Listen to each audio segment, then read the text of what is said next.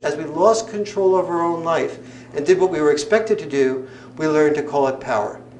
That was our genetic heritage. As we joined the Army, and the first job of the Army is at boot camp. At boot camp, what do you learn?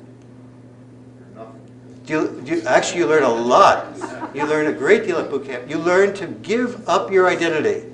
You learn that if you give up your identity, meaning that if you were Jewish and I called you your little anti-Semitic name, and you complained about the anti-Semitic name that I called you, and I said 10 push-ups, and you complained again, it's 20 push-ups.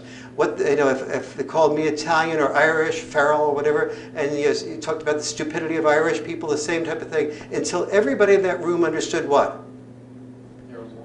They are nothing. They are part of the machine.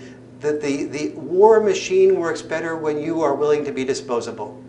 Now, you didn't only have to be willing to be disposable. You had to think of your disposability as power. When you are disposable, you get its status. You have a uniform you put on.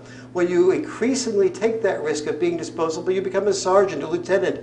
And so we bribed boys, to be disposable. If you are disposable consistently, we'll give you a Purple Heart. If you risk your life to save somebody else, we will admire you. We'll become a hero. And if you do it consistently and survive, like Winston Churchill, who couldn't believe how often he had survived and just barely missed dying, you become a hero. You become a legend.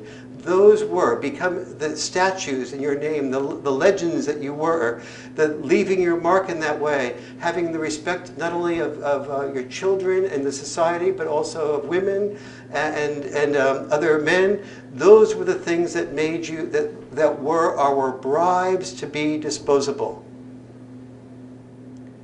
That's what we need to question.